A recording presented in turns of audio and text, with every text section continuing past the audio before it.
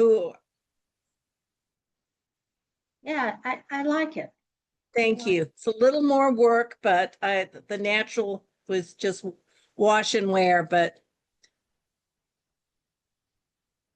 Yeah, well, I Who do can't you- tell you how long it takes me to get this stuff done. I mean, I blow dry it, I brush it, I curl it, the whole 9 yards. yeah, Are we talking hair strategies?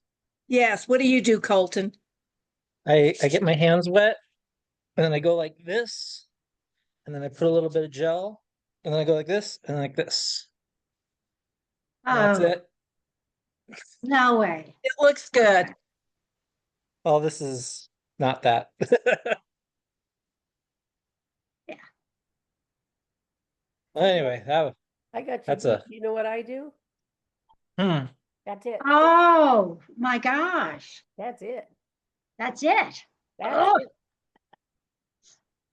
Easy's good. That's what I did with when my kid went natural, the curl, but Well, good it's evening, more everyone. sophisticated this way. Well, is it true that in the old days when ladies would get their hair done, they could not wash their hair for weeks and they just had to It like kind of used to protect be, it? women used to go Wow. to the beauty shop every week and get their hair washed and curled and coiffed, and then they wouldn't touch it for a week. Oh, wow. That was in the 50s. Are you thinking about that scene from Legally Blonde about the perm? Is that what you're thinking of, Colton? Well, I mean, I remember my mom getting a perm in the 80s a couple times. Um, but I guess the idea of that you just have your hair professionally done and then you just do everything you can to protect it until you can get back to it next week. And wow, that's Yeah, unless you got a perm, and then you couldn't have water touch your hair for like 48 hours. well. I'll just make sure the meeting's called to order. You know, hairstyles can be part of the agenda. I'm cool with that. I just want to make sure we get started, you know. Um, so good evening, everyone. Uh, nice to see a couple extra people at our general meeting. Uh, let's see. I guess I'll just go ahead and get started on what I've been up to. A couple weeks ago, Indivisible had the state meeting, Indivisible statewide, and I was able to jump over there for a few minutes because I'm trying to get feedback on my idea for tax the oil, raise the royalties, whatever, you know, whichever we want to call it. Um, first legislator I ran into was Senator Harold Pope, and it was a pretty weird interaction. Um, maybe it was the end of the day. He was hungry. I don't know, but I say, "Oh, Senator, you have a couple minutes. I'd like to pitch an idea for you." And uh and he's like, "Oh, I don't know." And I say, you know, I think for every cent that the big ugly bill takes from New Mexico, we should replace by raising taxes on oil." And he's like, Colton, don't you know what's going on in Texas?" And I'm like, well, yeah. Did something else happen? Like, um, and he's referring to the gerrymandering, and I'm like, "Oh, okay. How does that affect us in New Mexico, really?" You know, it's like, what, it's gonna like change, you know, make it Congress is impossible to get back. I'm like, well, we only have the 3 House seats to play with, and we already successfully drew out Yvette Harrell.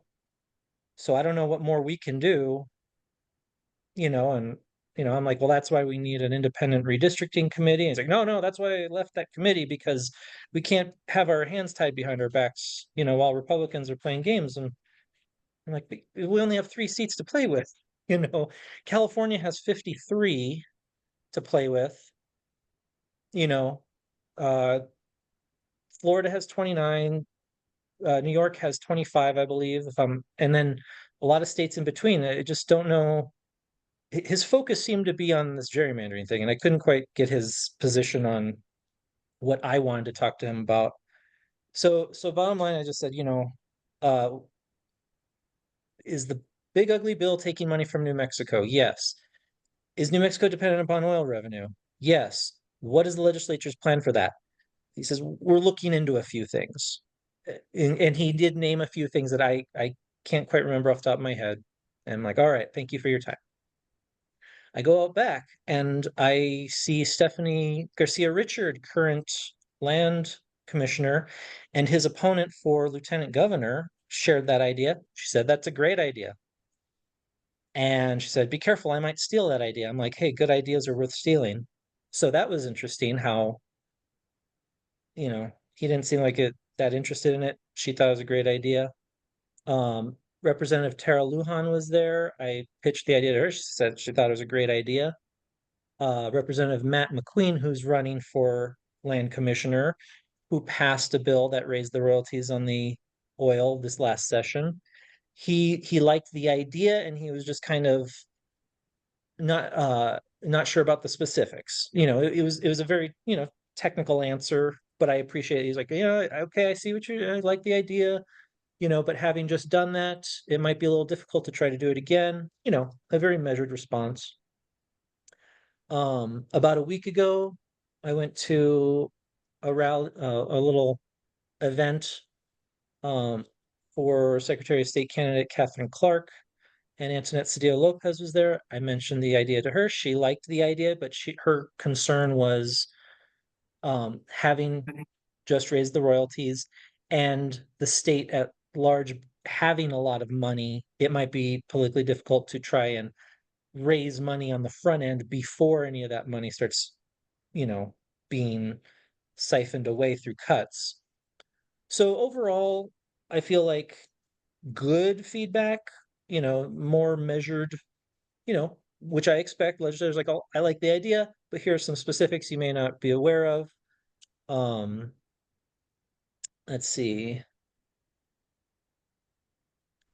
What's another thing?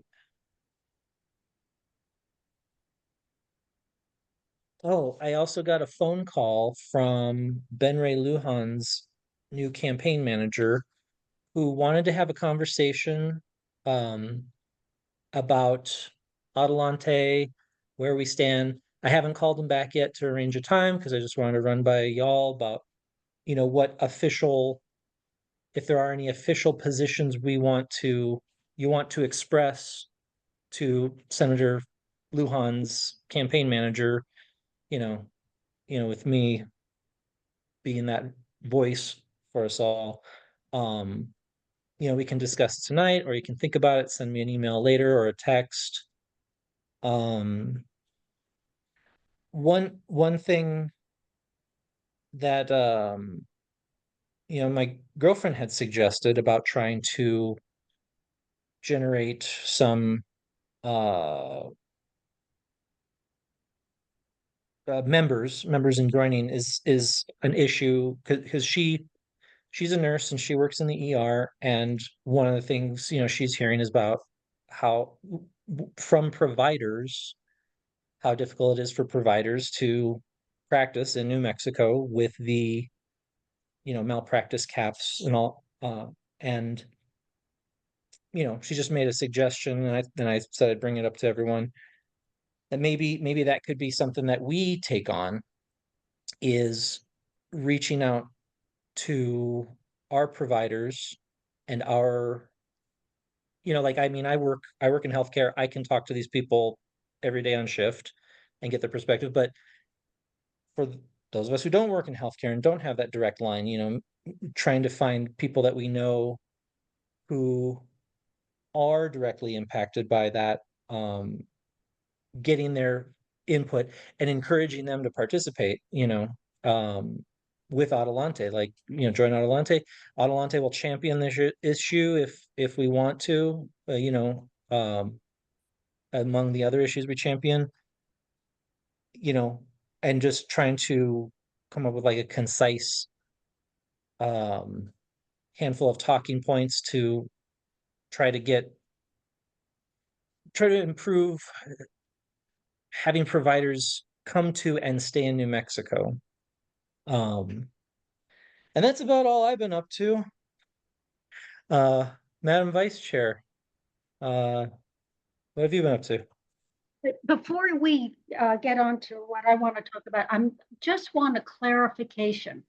You said you talked to an ER nurse, and the question she had was about retaining providers. Yeah, overall, New Mexico has a shortage of providers. Okay. Doctors, MDs, DOs, and mid-levels, which are PAs or nurse practitioners. And to my understanding, because of the concern for malpractice lawsuits, it is very difficult for providers to practice independently. So they have to, if they're going to work, they have to work under the banner of Presbyterian, UNM, Lovelace, because they have legal teams 24/7 that fight this, these lawsuits that come their way. To take on that malpractice insurance to defend yourselves from that is too costly. And that's now bottlenecking access to medical care, just on regular Medicare. Specialists, what was something, this coworker of my girlfriend who is an ER nurse as well had to see a specialist took like a year to, and this has been an issue for several years. I don't know if it's directly related with the malpractice caps, but certainly the landscape doesn't seem inviting to providers that are out of state who, whether they want to come here and start private practices that may help alleviate this backup. Everyone's just waiting to get in with someone through UNM, Presbyterian, Lovelace, because no one wants to set up an independent practice because their insurance is too high. Kathy has Cricket. her hand. I'm sorry. Oh, Cricket, I see your Well, hand is up. Kathy's was first. Oh, sorry, Kathy. Yeah. Go ahead. I just was in a meeting yesterday where there was somebody who was talking about this issue. I believe her name is Juliana Koob. And I think it would be good to talk to her. And if this is something that Adelante wants to look into, maybe have a meeting where Juliana Koob comes and talks, and she comes from a certain perspective. So maybe find somebody else who comes from a different perspective. So, so that the audience can get lots of information, not just one side, because certainly what Juliana was saying talks about some of the things you're talking about, but gives a very different perspective on them. And it sounds like it's a complicated issue. So that would be my suggestion. Thank you. Do you happen to know what Juliana's background is? Medical. I'm just curious. Okay, that's fine. That's my understanding. That's fine. I'm just curious. I could get more information if you want it. Okay. Yeah, if you want to send me an email, I'd appreciate that. Cricket, I see your hand is up as well. Yes, I think I was at the same meeting Kathy was, but an idea that was presented is why doesn't the state, if they really want to get physicians, say repay the student loan debt of a physician? Maybe my idea was that they'd have to stay in the state for at least 5 years to, have their debts repaid. But I mean, that would be a great incentive, I think, for people to come to New Mexico if they knew that their $250,000 loan debt was going to be paid off, or most of it paid off, whatever. But I think that'd be well worth the investment.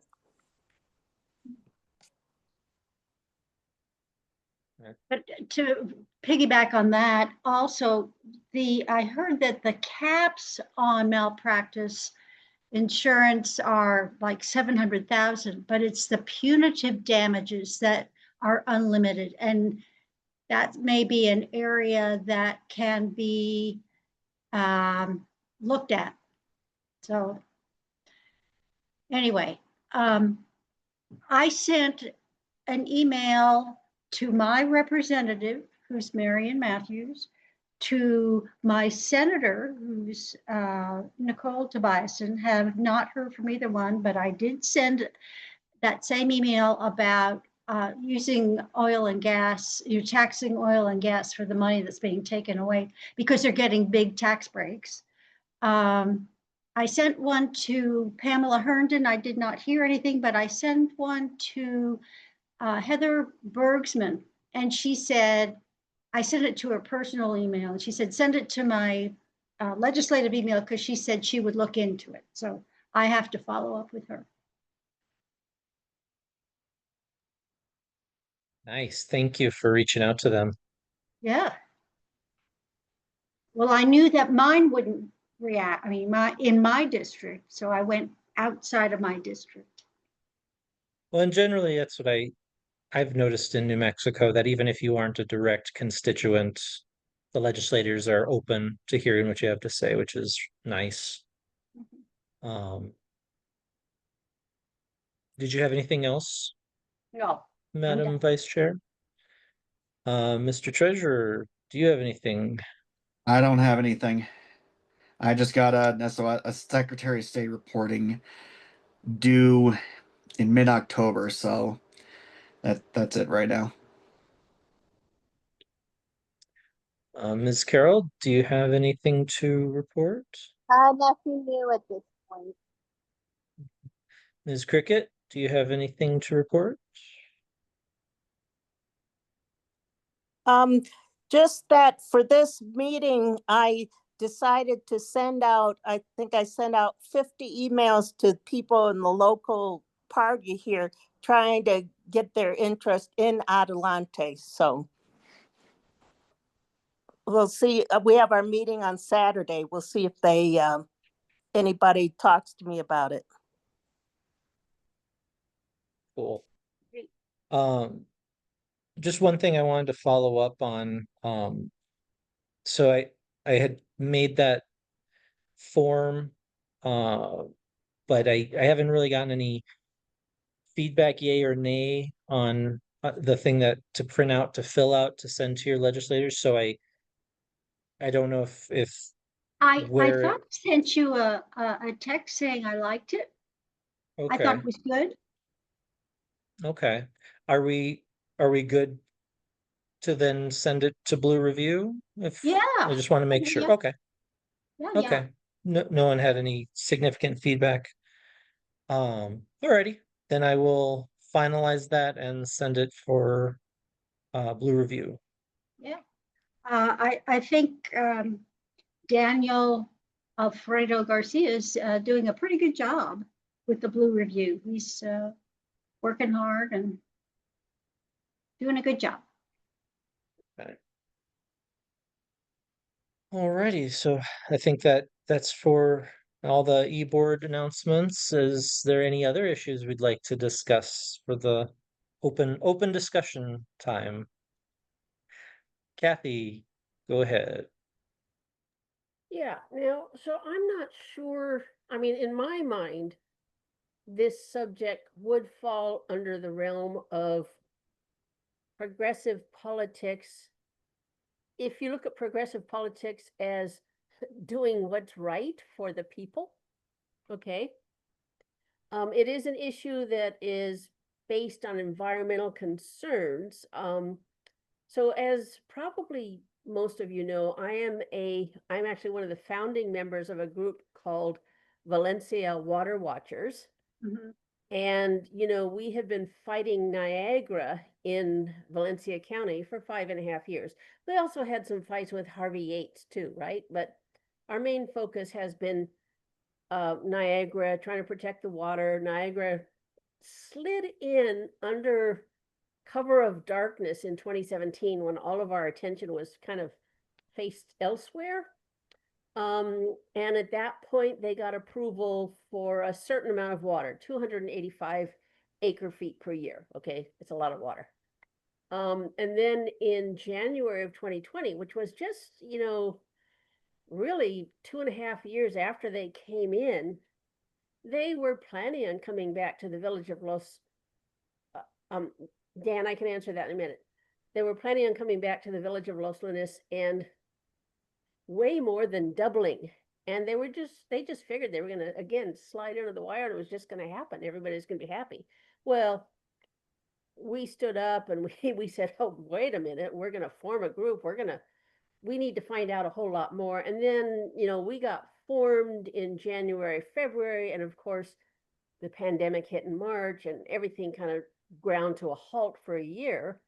And then they came back and they were, you know, wanting to get approval from the village of Los Lunas council, 5 people, for more water. And we fought them at the last minute. They withdrew their application. Then they brought it back a little more than a year later. And the village dragged out for a long time, not making a decision. And then ultimately what happened was in December of 2023, they held a hearing once again. We brought hundreds of people to their meeting and we had a lot of people stand up and speak against it. And then in February of 2024, the mayor opened up the meeting where they were going to continue the consideration with the comment, there will be no public comment. And again, we had packed the room and it was standing room only. People were out in the lobby because they couldn't come into the chambers because the fire chief said, no, too many people.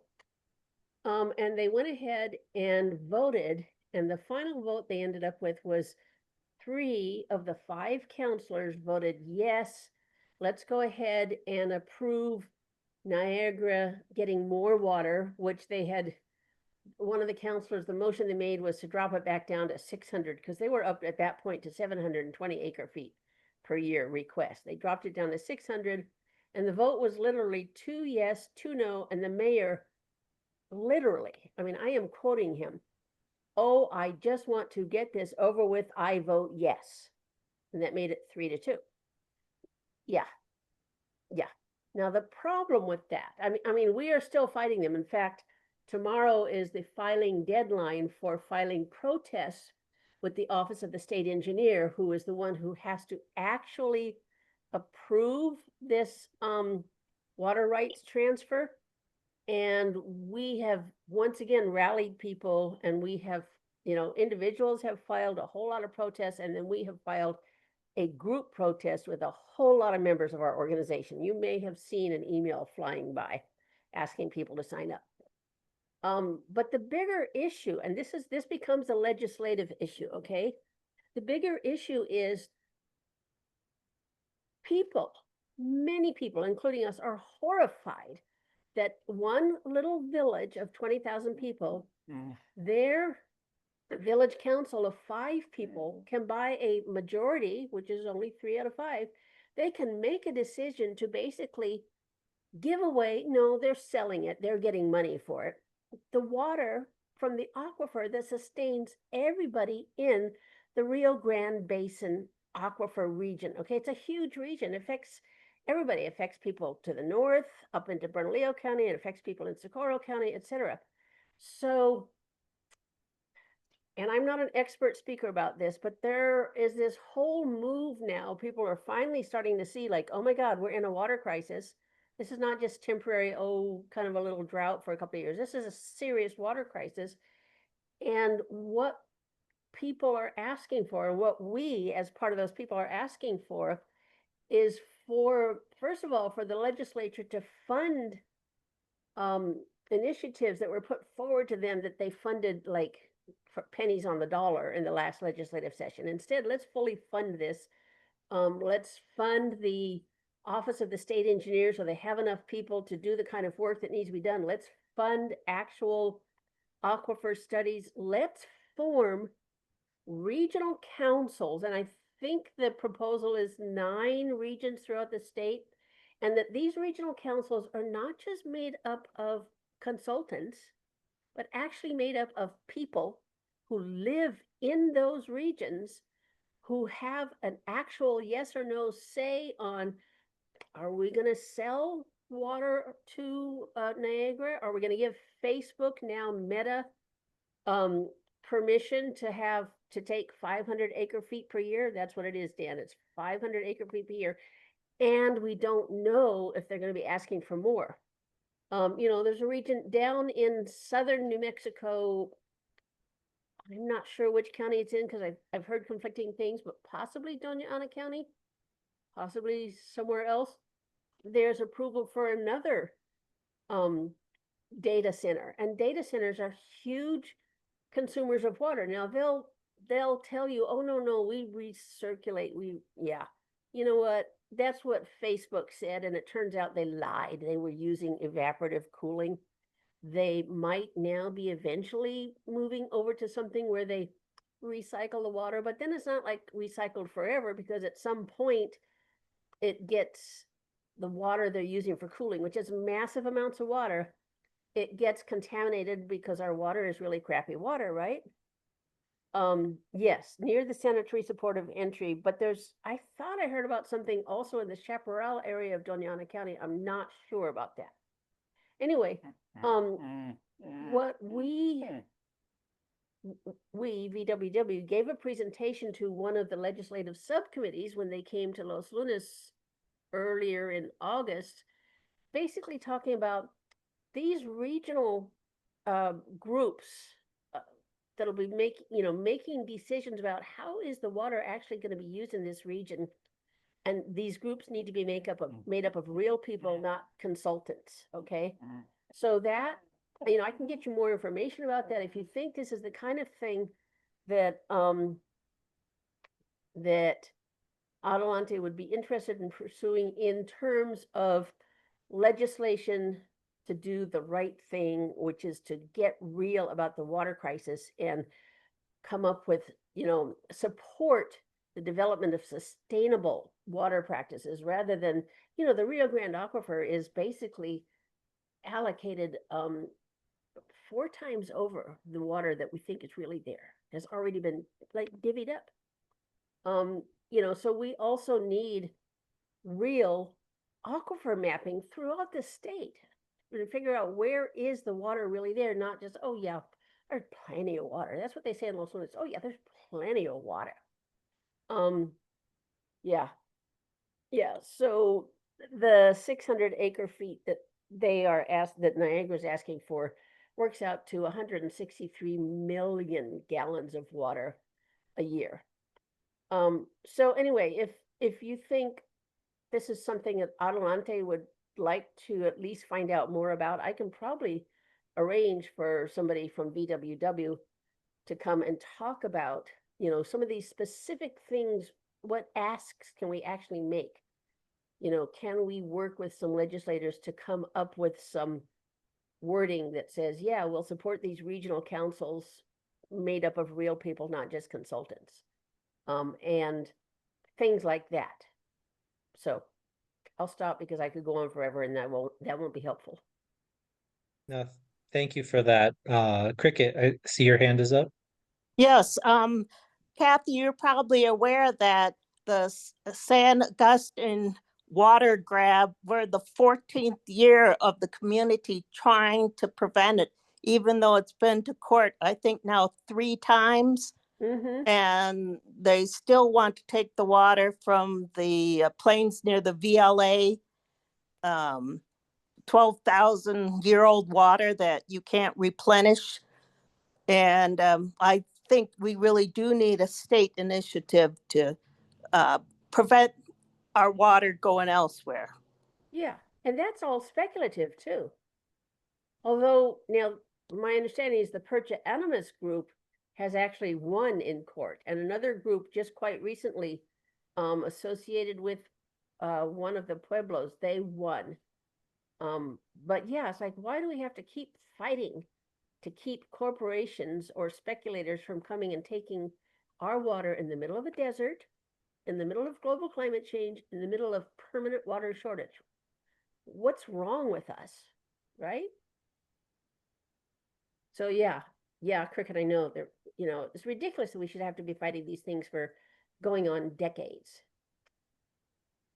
And just a quick note on that, it's like as Democrats with a Democratic majority in the legislature and a Democratic governor, it's like why do we have to now fight?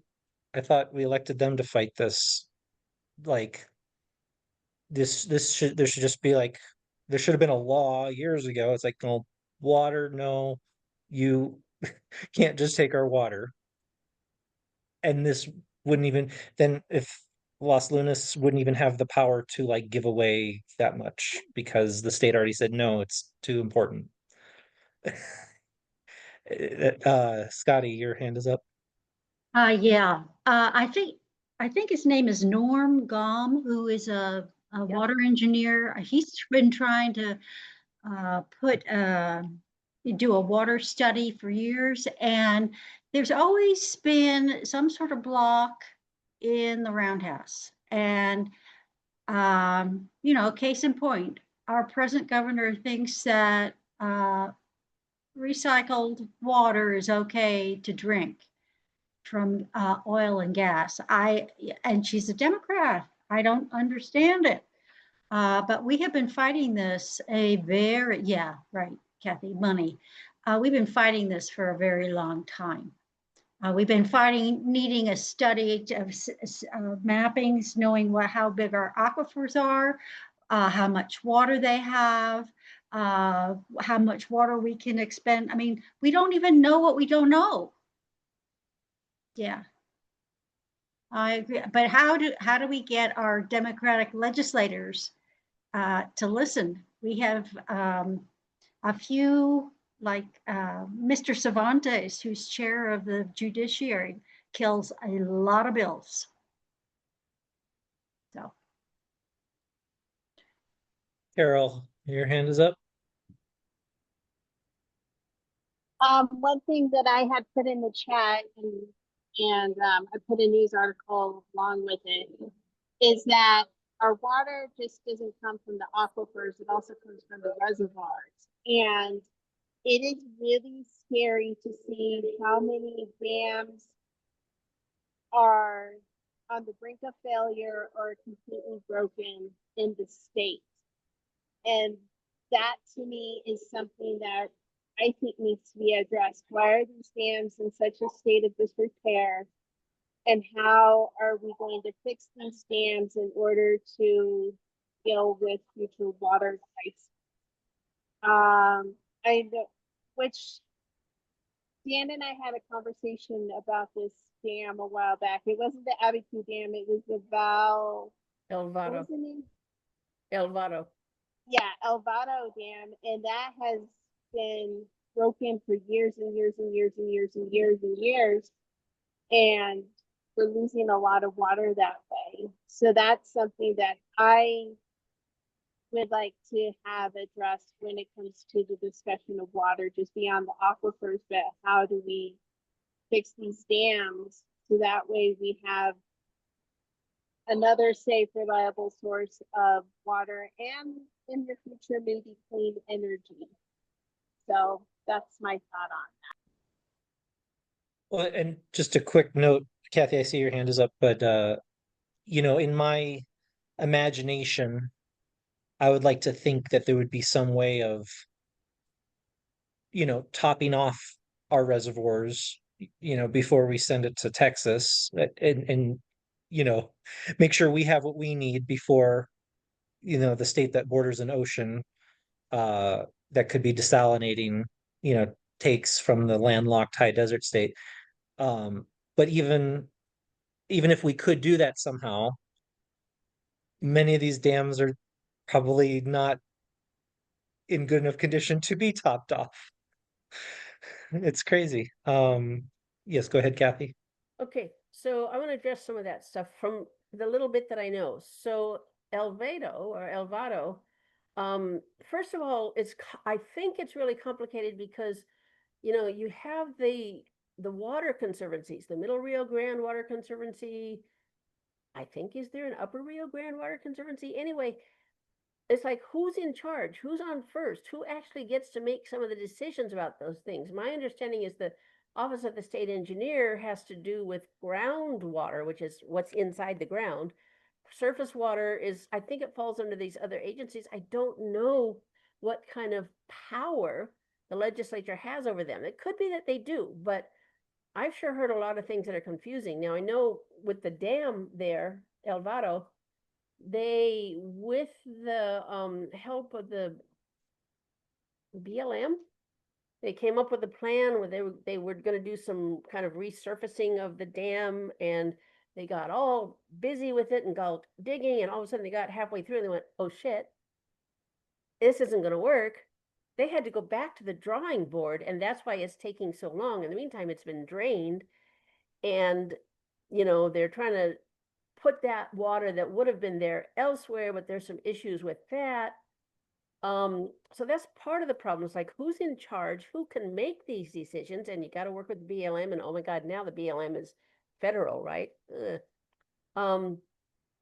And yeah, lots of, I think the El Vado Dam is one of very few in the country that's that kind of construction. So we can't necessarily extrapolate and say, well, all of our dams are in that bad shape, but they could be in other bad shape because they're old. Who's in charge? The compact, that compact is like 100 years old, and it was an agreement that was made, based on data from the 1930s or 1920s about the water flow and who gets how much and everything. Those were particularly historically super wet years, and it's never been that wet since. And now we are in the situation we are in, which is permanent water shortage because of climate change, and it's not raining and it's not snowing and everything else. So, but can we go back to the drawing board with all these states? I mean, I think the ones downstream are going to go, no, you owe us that water. So that's a real problem. And my understanding that Norm has been saying, we are at risk of actually violating that contract sometime in 2026. I mean, it's serious. I mean, it demands that New Mexico delivers something that is undeliverable because it ain't there. So it's all very, very complicated. And, people are now starting to pay attention. Well, they should have been paying attention 20 years ago, right? But maybe this is the kind of thing. Yes, it's environmental, but it really has to do with people and life and sustainability and all that stuff. And maybe that's something that Adelante can get behind, educate ourselves, educate more people, educate the legislators, and, come up with some ideas about, or have some people bring ideas, people like Norm bring ideas to us to say, what should we really be as a political body pushing for? I mean, I would say that, I think generally the position of Adelante would be that without water, there isn't New Mexico. And, it's not a question of whether we would support a thing. It's just, what, I could start every sentence I have with the legislature, the water, I would do that, and I would be annoying, and they, I don't mind being annoying to them,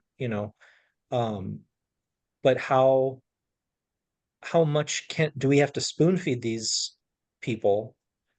If they live in the state too, and they got to turn on the faucet too, and they cross the Rio Grande a couple times a week too, especially if they're in the Albuquerque or Las Cruces area, if they don't get it, what can we do about that? Is the frustrating thing. And personally, I think we're at a point, let's just break the contract, and Texas can have money. We can give them money and we'll keep the water. That's the position I feel. It's like, okay, sorry, broke the contract, here's your money. We're keeping the dam shut, I because without water, we have money to spend, we don't have water to spend. Uh, those are just my thoughts on that. So it's like, I guess, where I've tried to kind of direct our efforts is, give us the bill, give us the, or who to pressure in the legislature or the county commissions to like to annoy, like, uh-oh, Adelante's calling again. It's probably about that water thing. I better have something. That's what I want. It's not a question of whether we support this issue. It's like, give me the button to push, and the lever to pull, and I'll go pull it. Scotty, your hand is up. Yeah, I saw Cricket said that she thought that maybe the Black Caucus was interested in that. So maybe there can be a collaborative effort between Adelante, the Black Caucus, the Water Watchers, because that'll increase the participation and the groups that are concerned about that, and might be more effective if a coalition of groups came together. Yeah, We environmental should caucus. send out, we Yeah. should send out a letter. Kathy, if you could get me your email or send it to Dan, and I'll get information. Cricket, you're on the Black Caucus? Cricket, you there? She must be frozen. Okay. Yeah, she looks frozen. Okay. I can ask Patty French, or I can ask Pamela who how to, about the Black Caucus if they want to collaborate. And I'm all for joining forces with other caucuses on mutually interested issues. I know, I've there's a lot of overlap between us and environmental justice. So I mean, but yeah, if that's a strategy for us to actually get the Democrats to Democrat, then the more caucuses like, hey, this is your party that put you in power, and now they are telling you to do things very explicitly. They're combining forces to make sure you do what you said you agreed to do. So I'm all for that. Madam Chair of the Democratic Party, do you have any thoughts on some of the things that we've been discussing so far? Not really, but I think I like Scotty's idea there, being a union organizer, there's strength in numbers. And if we can get as many of our caucuses and our caucuses on board for the upcoming session. And I don't know, I think Representative Debbie Sarignana is might be a champion for us. I know she is concerned about environmental issues, about fracking and all of that good stuff. So someone might reach out to her and see if she can create a bill with all of the caucuses. I don't know. Just those are just some of the thoughts floating in my mind. And I don't know, does anyone else know of a legislator that would be helpful? See that? Oh, Kathy. I Go think ahead, maybe Kathy. Liz Stefanix. Oh, yeah, Liz Stefani? yes. I'll put her name in the chat. Senator Stefanix, Representative Sarignana. Those are two that come, well, Stefanix was, when Kathy mentioned it, it was like, yes, she would be a good one.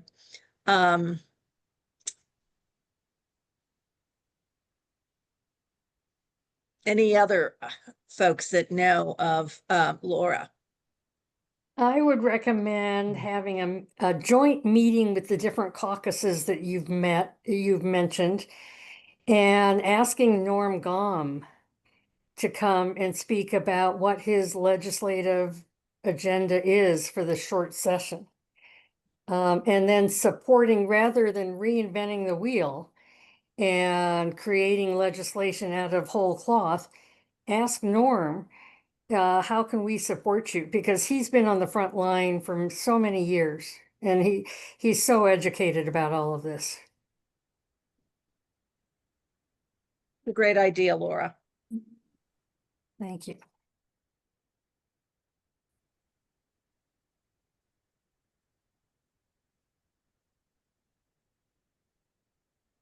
It's Norm Gaume, Gaume. Oh, okay. I feel like I saw him speak at Indivisible He when has. they were at the place on First Street. Blanking on but I feel like, yeah, I saw him speak about and yeah, he would be someone where if he's like, here's the bills, you know, maybe they don't have a number yet, but this legislator is gonna file these, then we'll just, yeah, he might be the perfect person to tell us which button to push, which lever to pull, you know. Mhm. Um, are there any other topics we wanted to discuss? Well, Go ahead, I Laura. can mention that I'm going, I don't know if it's this week or next week, I've lost track of time, but I'm going to the resolutions committee with a proposed resolution to get dark money out of Democratic primaries. And it's modeled almost verbatim. I mean, I only switched a few words to make it relevant to New Mexico. It's modeled after what the Democrats in Arizona passed. And then a week or two later, the Democrats in North Carolina passed it in June. And then last week, the DNC met and they passed, and I'm trying to get the language of that resolution. I haven't seen it, but apparently it's dark money out of Democratic primaries. So I'd like to see what they passed, and we may be on a roll, but I wanted to let you know that I'm bringing something before the resolutions committee to get them to ask them to sign off on it. And if they do, then I'll share it with you and others and ask for your support. Okay? Yeah. I mean, that's definitely one position, you know, we support.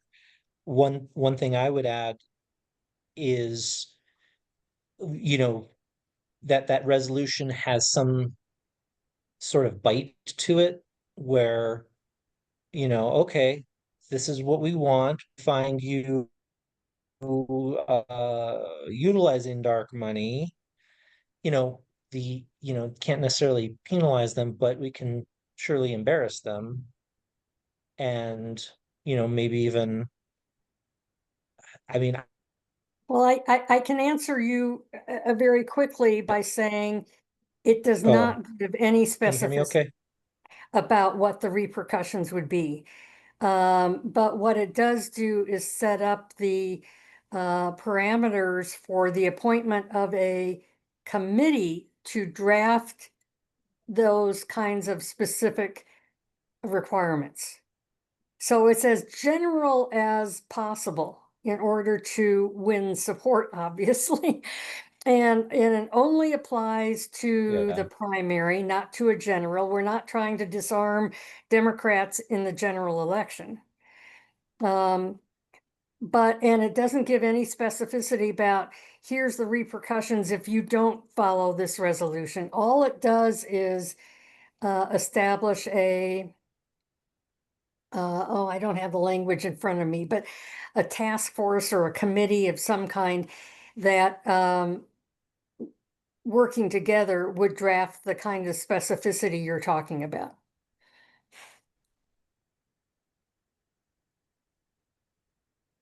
Uh-oh, am I No, frozen? I No, I heard what you said, but your image froze a little bit, and I've been having issues with connectivity as well. Um, I think even something as simple as, I don't know, if you called it something silly like a finger wag, like, oh, you got an official finger wag from your party, does that mean you really have the support? Like, I know the opponents would run with that.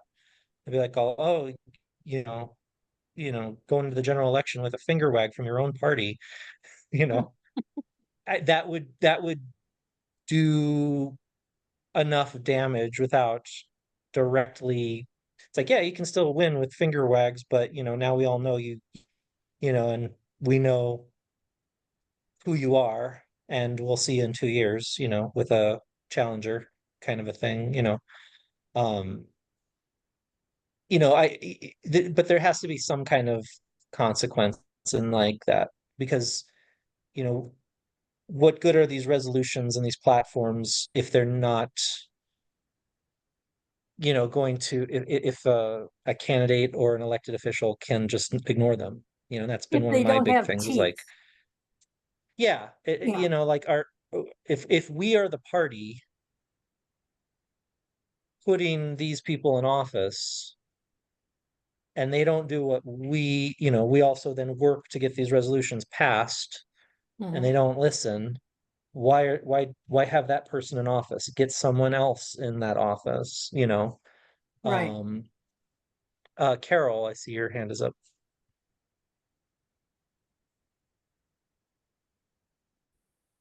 You're muted.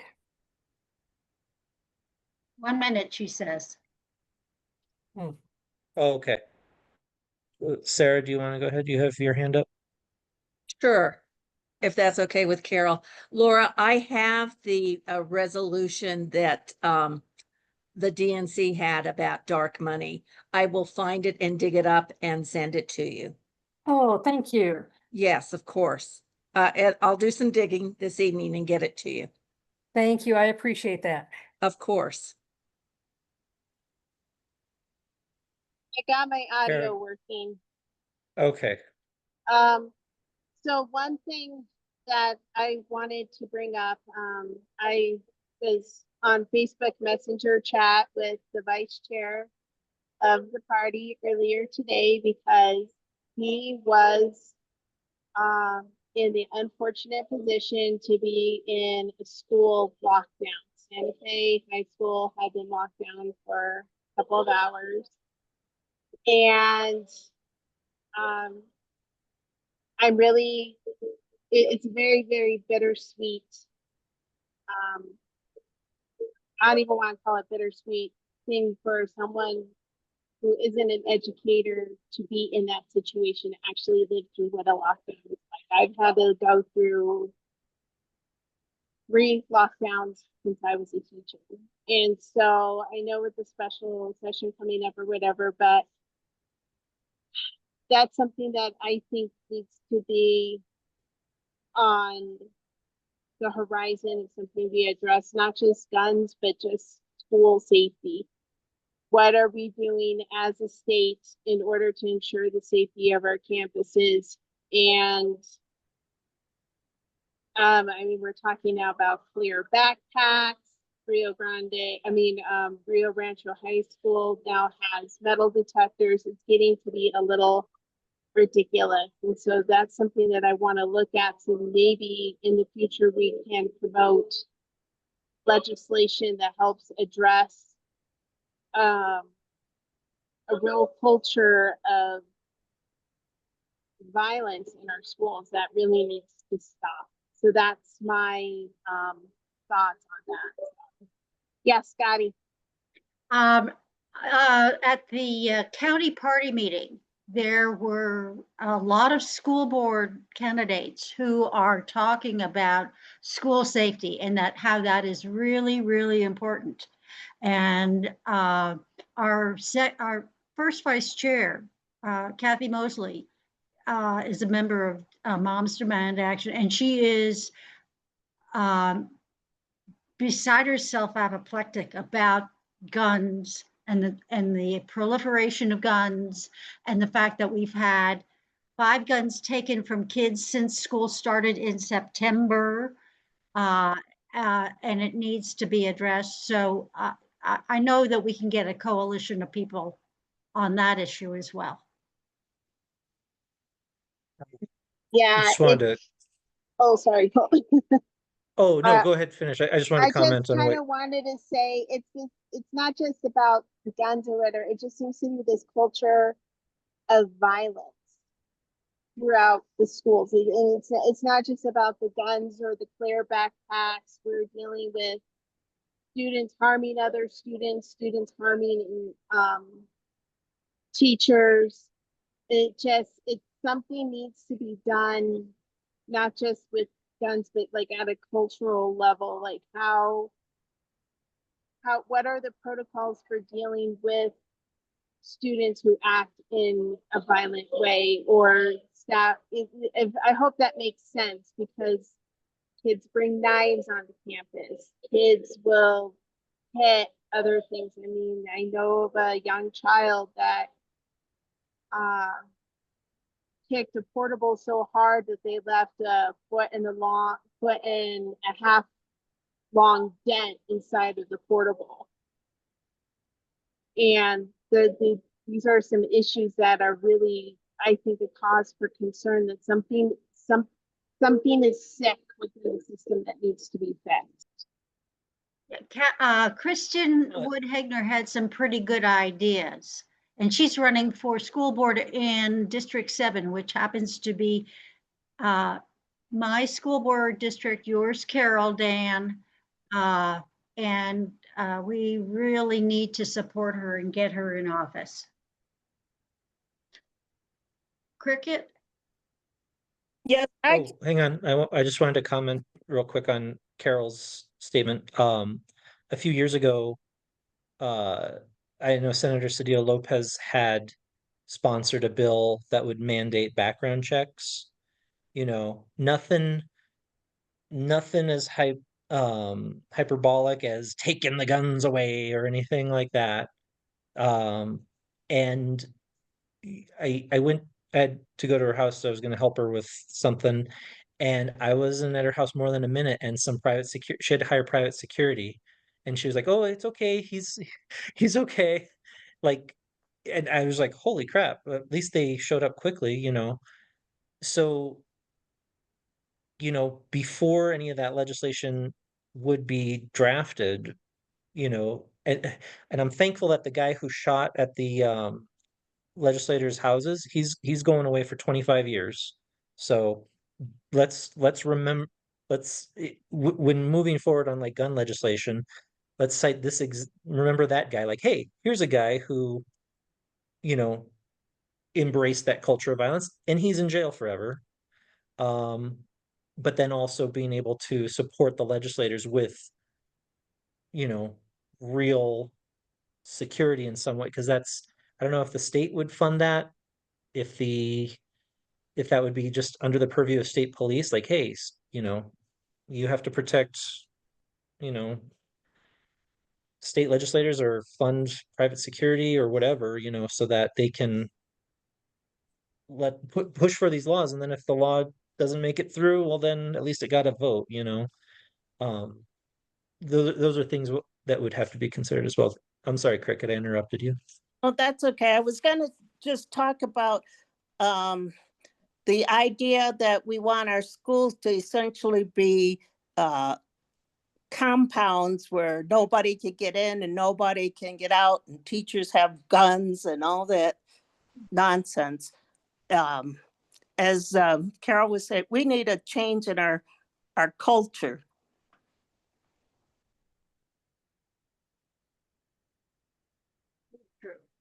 Madam Chair, your hand is up.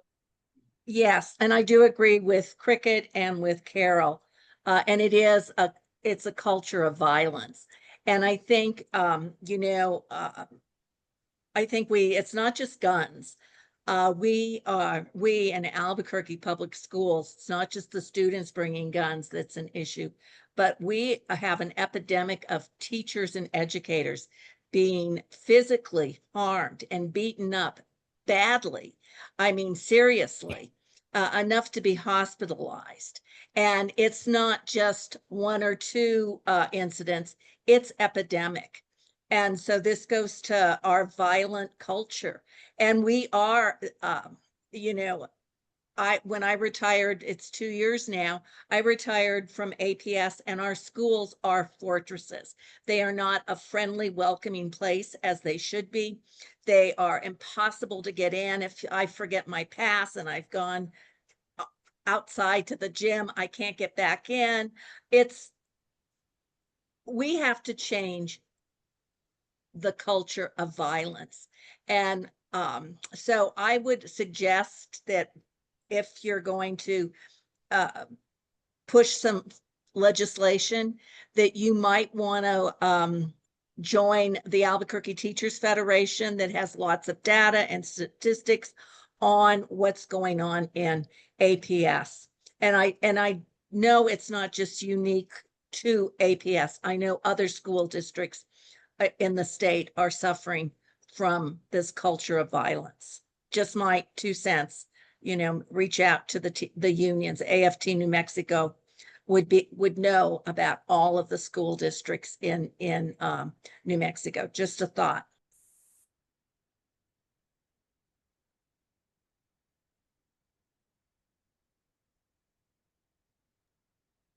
Thank you.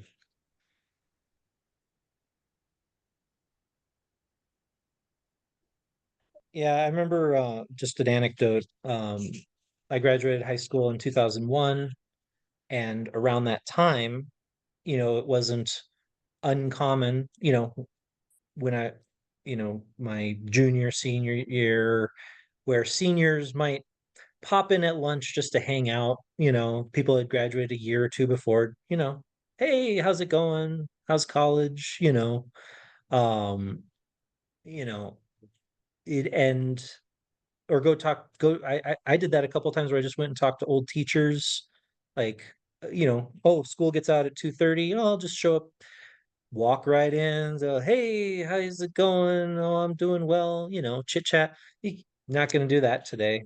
No way. They'd be like, who are you? Where you come from? Why are you here? What's your business? And it's like, something, not that people who graduate should be hanging around the school, but I don't know, it's obviously changed where,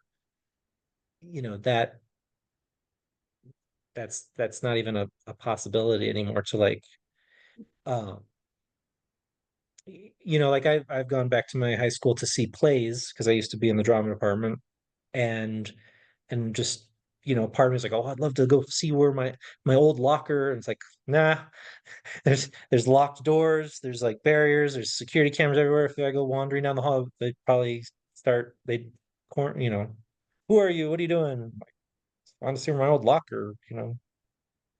So something is definitely, you know, and how can we address that cultural change? I mean,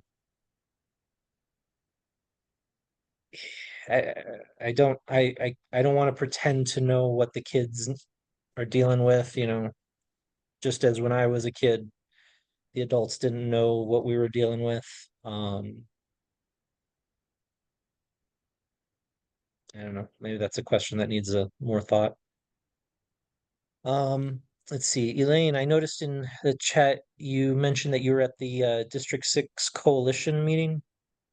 Yeah, Um, at 5 I o'clock. am also in District 6. Mhm. I'm in the Fair West neighborhood, and so um, what is some of the stuff that you've noticed? You said your amazing list of projects for housing redevelopment. Counselor Rogers was there. Yeah, there was, Um, she presented on that, and there was so much stuff, I cannot begin to list it. It was all, I mean, I felt like I'm kind of keeping up with things that are going on in the International District, and it's like I had no idea. Among them, Triangle Park with, there's the little, it's a little former diner that's a police substation, tiny thing, so that, in Nob Hill. yeah, that's gonna get redeveloped in some way. There's a cleaners in the area, so we were at Happy Accidents and it would be like across the street from there, like near, Bar Roma. And so there's a cleaners that had contaminated the soil all through the area, and that's finally gonna get cleaned up. I came in when they were talking about the Walmart, and that got past me again, what's gonna happen with the Walmart, but there's other places, so there's a corridor along San Mateo, like in the San Mateo and Catherine area, and over to Central, and then they've gotten it extended to Lomas. So there's going to be MRA funds for small businesses in the area, not just for large projects. There's supposed to be a John Brooks coming in. There's now a Sandia Pharmacy is in. They'd lacked a pharmacy in the area for quite a while. There's oh gosh, there's some fairly large buildings that were getting sold and will be available. And so there's the CVS at Louisiana and Central that's been vacant for quite a while. There's still efforts to try to buy that and turn it into something useful, but that hasn't happened yet. The Walgreens on Central, I believe, was, she mentioned a $600,000 price tag for that, which is not much. There's the towers that are going to be turned into housing at Central and San Mateo. There's just amazing numbers of projects. I could not believe the stuff that is actually in progress. So she said when she came into office, she found that there were a bunch of things that had been funded but hadn't gotten started yet. So she's been working like crazy to get them started. There are issues with Gateway also. So with Gateway West, as we know, there's people living there long-term that, you know, we should be doing better for. So 200 seniors were living at Gateway West. And they're down to 143 now because they've been getting people out of there. A number of those people actually need to be in skilled nursing facilities and are not, and don't have anybody taking care of them. So they've gotten some of those people into facilities and they're still working on it. And one of the saddest stories from there was there's a developmentally disabled guy that has plenty of money and could easily be paying for housing and for care, except that his son, who had been taking care of him, just dropped him off at Gateway West, said he needed a break, and then never came back. So we have highly distressed people. But then Gateway on Gibson and San Mateo, the main one, as you know, it's still not being used as much as it should be. And she's talking about something else that I need to read more about and understand further, but good neighbor agreements with the neighborhoods there. As it is right now, people have to be brought to that location by the city from somewhere else. They can't just walk in and say, I need services, which is just kind of dumb. So she was talking about people camping across the street from the Gateway facility that can't actually get in there. So she's trying to work on that. Yeah, there's just some really dumb stuff. And then there's things that apparently they were dealing with some of this at the city council meeting last night and it didn't pass. So I have only this bird's eye view that I can describe of what's going on. But it's just tremendously more than I would have thought, and maybe that any of us knew about. There's just really a lot of forward motion in the International District that should make a real difference. That's really wonderful to hear, especially as a fellow resident of the ID. And I know you mentioned something like not clear about what's going on with the fairgrounds. We had a neighborhood association meeting last week where members of the neighborhood association attended, and right now it's in the pre-brainstorming phase of so they've hired a company that wants to do something, which I'm like, okay, we want, you know, and they're just taking input from the community. One Where, big concern, oh, I'm sorry. Sorry, go ahead.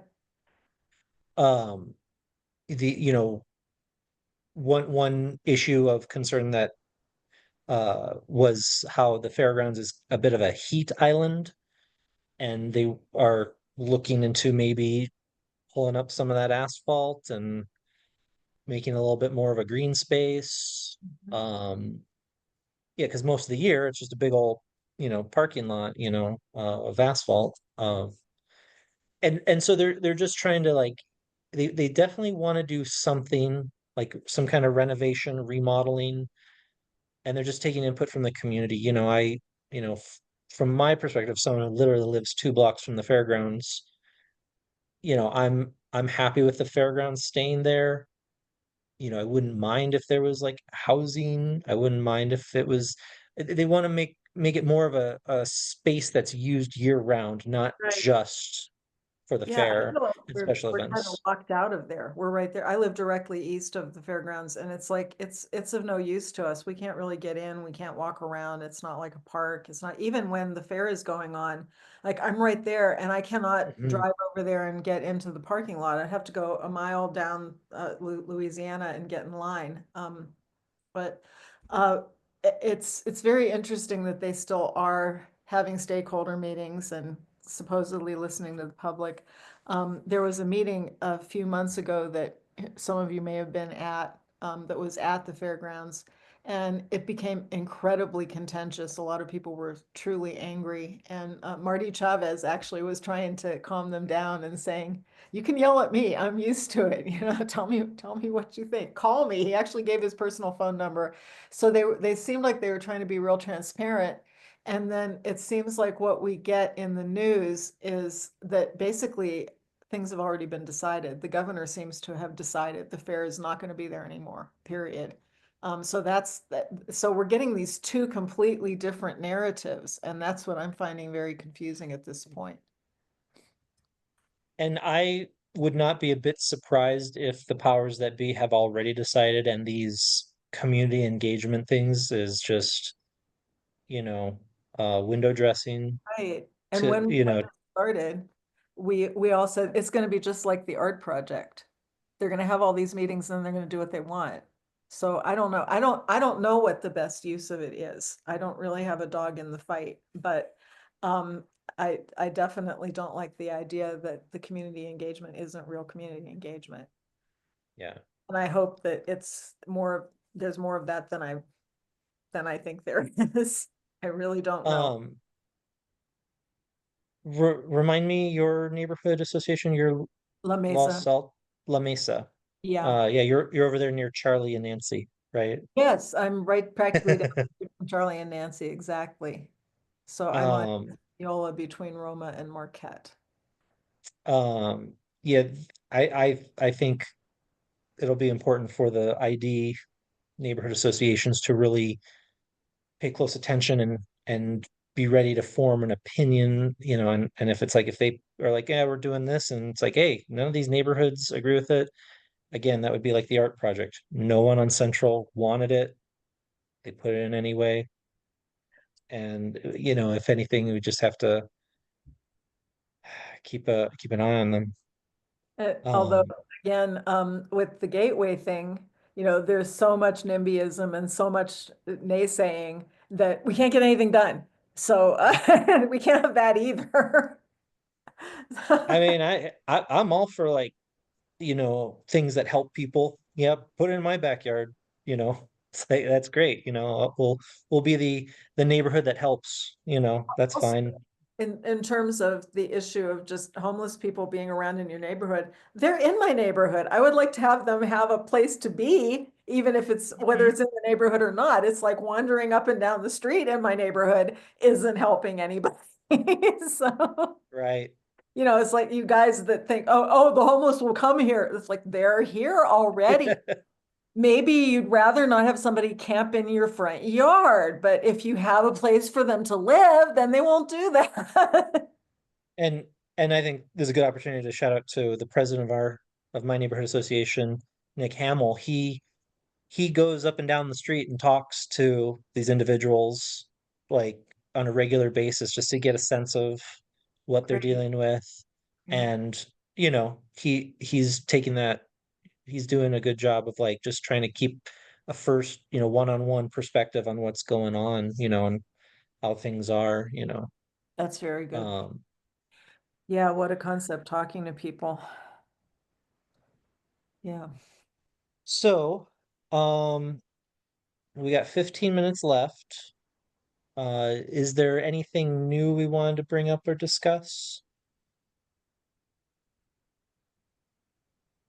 If not, then I would say like actionable items to move forward on. Like I'll finalize that form and submit it to the Blue Review, or deadline is tomorrow, I believe.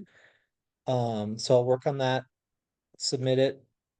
And then I can send out an email to Norm Gum, and I'll basically just ask like, hey, we want guidance on what bills maybe in the works and what legislators to express support for or who to put pressure on.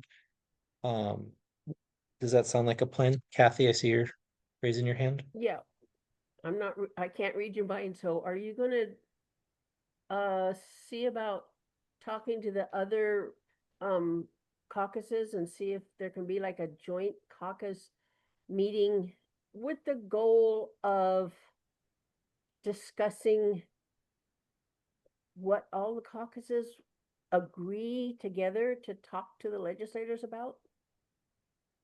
You know that I mean that is a I know that idea's been bouncing around a while, and I think it's a really good idea. Um, Well, I I think could reach out to the Black Caucus and EJC, um, heck, all of and them, even if veterans and LGBTQ, are like wherever we can join forces on, I'm all for okay, it. okay, and see if anybody wants to do a joint meeting uh, on Zoom. Uh, let's say,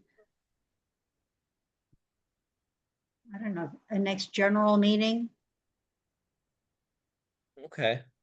Um, and maybe, we just try to come up with like, yeah, because the next meeting would be in October, and that's starting to get close to, they start finalizing all their bills before Christmas.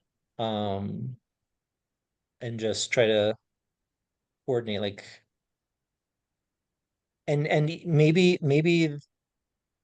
we might have to have the meeting on a different date just because it might work better for this caucus, you know, if we need to have a.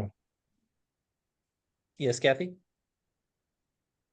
Having tried to corral feral cats many, many times in my life, um, I've seen that some people are more successful than when they say, we're going to do this on this date. You want to join us? Come on. Rather than, well, it doesn't Okay, work for us then, but we could do this. Well, that doesn't work, but we could do this. It's like, it takes 3 months to get something set up. Whereas if you just say, okay. if you're interested, send somebody this date, this time. That's a good idea. All right.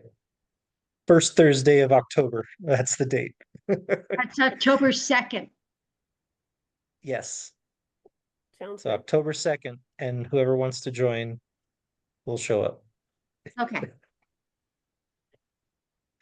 And we'll just reach out to all the caucuses, just be like, hey, we want to just discuss where we overlap and where we can join forces, and going into this short session. So okay. So Scotty, you'll do that. yeah.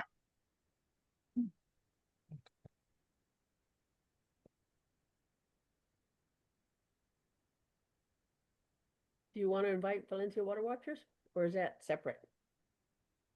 Oh, I mean, I'm just thinking that would be a water specific. I mean, they're Yeah. certainly welcome to join the meeting. I don't know, water would be among several issues we might discuss. Um, so I mean, they're welcome. I just don't know if that would be our exclusive topic. Yeah, of course. But I'll definitely reach out to Do you have an email for Valen? Oh, it was up here in the chat, wasn't it? I put it in the chat, yes. A while back. I can CC them as well when I email Norm.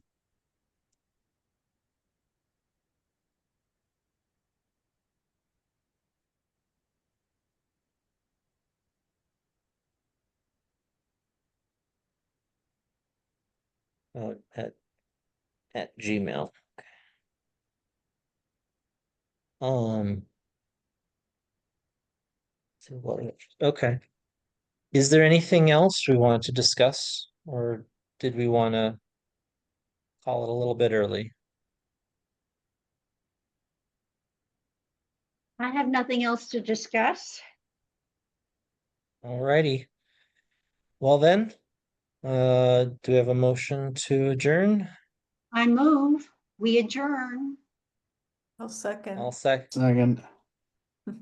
Alrighty. Have a good night, everyone. Good night. Night. You know.